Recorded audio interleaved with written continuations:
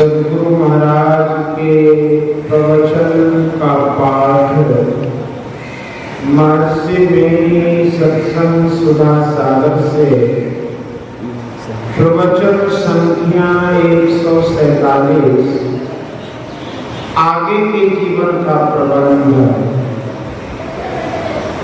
बंदो गुरुपद कंज कृपा सिंधु नर रूप हरि महामोहतम कुंज जासु वचन रघुपति।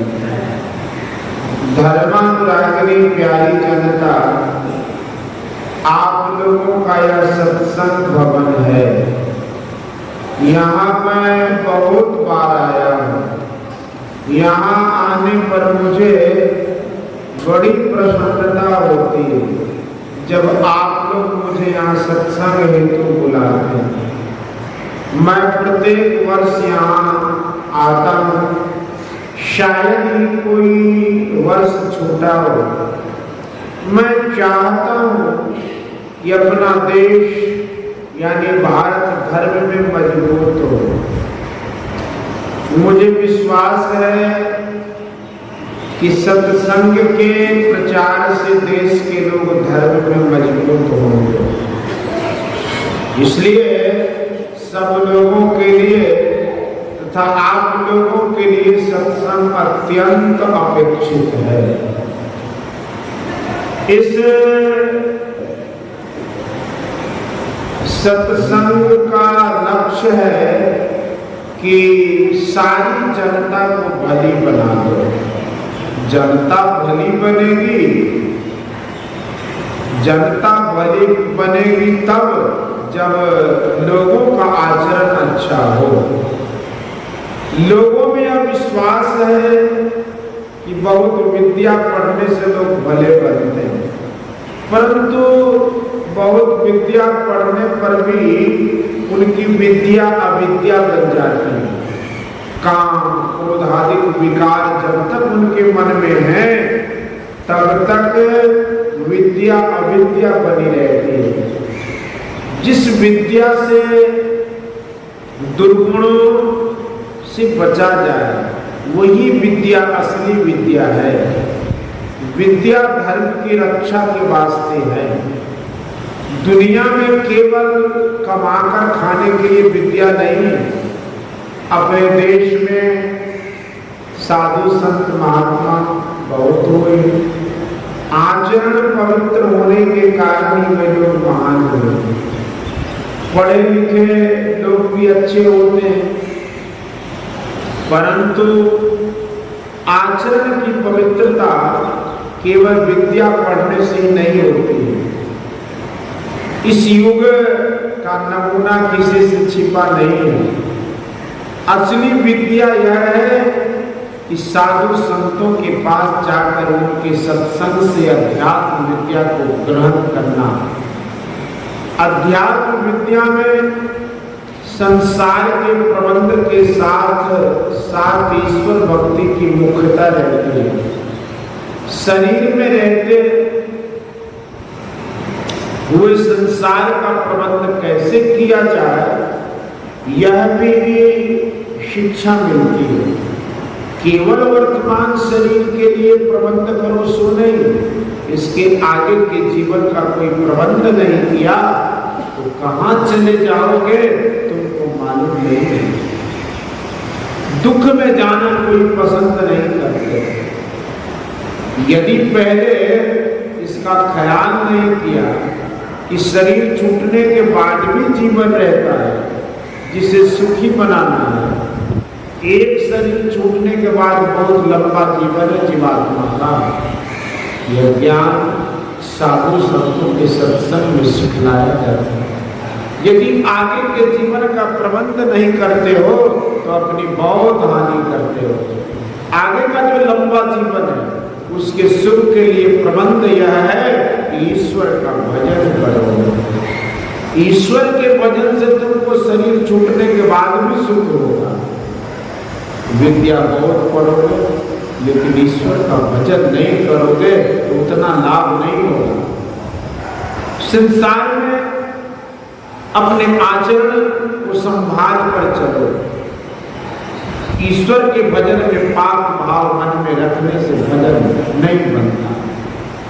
दुनिया में कमा खा कर रहने में लोग पाप पुण्य पर नहीं सोचते।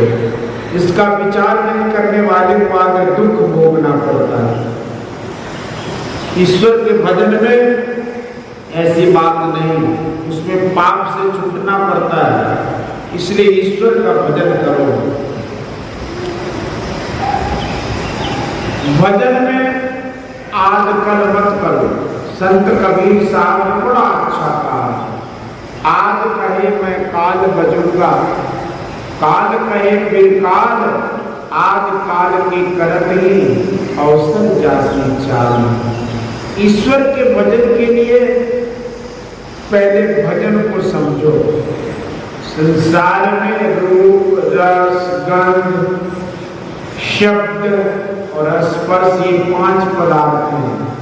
इन पांचों में से कोई ईश्वर नहीं। इन पांचों को पहचानते रहोगे तो ईश्वर का दर्शन नहीं होगा। चाहे अद्भुत व दिव्य शरीर हो या साधारण शरीर हो, सब में ये पांचों पदार्थ रहते हैं। इन पांचों का समूह जहां हो वहां समझो ईश्वर नहीं है। ईश्वर तो सब में है, लेकिन किसी की तरह वो नहीं होते। पंच विषयों को पहचानने के लिए पंच ज्ञानेंद्रियां, इंद्रियों से जो तुम जानते हो वो ईश्वर नहीं है। ज्ञानेंद्रियों और कर्मेंद्रियों के अलावा मन, बुद्धि, चित्त, अहंकार ये 4 अंतःकरण हैं। इन सबों से युक्त जो कुछ तुम देखते हो वह ईश्वर नहीं है। इन सबों के अतिरिक्त तुम अपने स्वयं हो। शरीर में तुम रहते हो, शरीर में रहते हुए तुम इससे विलक्षण हो। शरीर के साथ वाले ज्ञान को छोड़कर अपने आप में जो ज्ञान हो उसी ज्ञान में तुम ईश्वर को पहचानोगे। इस बातों को ठीक से याद रखो। तुम्हारा निजी ज्ञान क्या है? शरीर इंद्रियों से छूटकर निजी ज्ञान में जो पहचानोगे वही ईश्वर है। ऐसा भजन करो कि ईश्वर को पहचान सको। इंद्रियों के ज्ञान से अपने को हटा लो। ऐसा करने से ईश्वर की ओर जाओगे।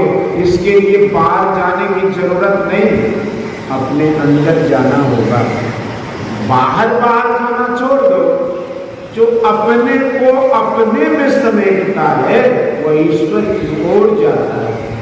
अपने को अपने अंदर समेटो, इसी के लिए सत्संग है। बाहरी चीजें जो कुछ ईश्वर को चढ़ाते हैं उनमें अपना भाव रखते हैं। ईश्वर दर्शन करो, सारा दुख भाग जाए। जैसे आग के नजदीक जाने से जाड़ा भाग जाता है, इसलिए ईश्वर का भजन करो। चाहे तुम पढ़े हो या अनपढ़ हो, अपने को पाप से बचाओ। ईश्वर का भजन करके मनुष्य देह को सफल करो। ईश्वर का भजन जो थोड़ा भी करता है वो महाभय से बचता है। महाभय यह कि मनुष्य शरीर के अलावा दूसरी योनि में जाना। जो अपने को पापों से बचाता हुआ संसार में रहता है वो अपने को भला बनाकर रहता है। तुम्हारे रहने का घर कितना भी मजबूत हो, लेकिन वह सब दिन के लिए नहीं। लेकिन सत्संग का घर सब दिन के लिए। इसलिए अगर मजबूत बन जाए, यहाँ समय समय पर बैठकर भजन करो और लोगों को बुलाकर सत्संग भी करो, जैसे मुझे बुलाकर सत्संग करते। बोलिए श्री सद्गुरु महाराज की जय। यह प्रवचन भागलपुर नगर के सिकंदरपुर मोहल्ला में दिनांक 2/1/1907 ईस्वी को अपराह्नकालीन सत्संग में हुआ था। बोलिए श्री सद्गुरु